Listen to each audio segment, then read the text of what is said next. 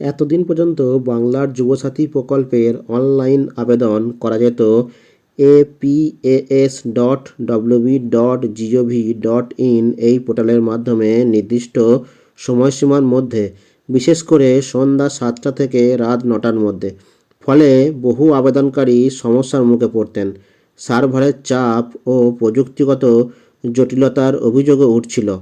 এই সমস্যার সমাধানে রাজ্যের যুবকল্যাণ দপ্তরের উদ্যোগে যুবসাথী প্রকল্পের জন্য এবার চালু হলো ডেডিকেটেড পোর্টাল, যার ওয়েবসাইটটি হলো yubasathi.wb.gov.in। শুক্রবার সরকারের তরফে একথা জানানো হয়েছে। আলাদা পোর্টাল চালু করায় এখন থেকে 24 ঘন্টায় অনলাইন আবেদন করা যাবে। ফলে সময়সীমার সীমাবদ্ধতা আর থাকছে না।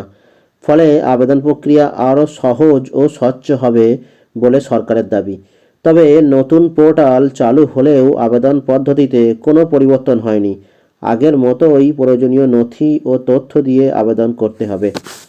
আবেদনের পদ্ধতি নিয়ে অনলাইন এবং অফলাইন এই সংক্রান্ত দুটি ভিডিও আমার চ্যানেলে করা আছে। আমি ডেসক্রিপশন বক্সে ভিডিও দুটির লিঙ্ক দিয়ে দেবো, চাইলে আপনারা দেখে নিতে পারেন।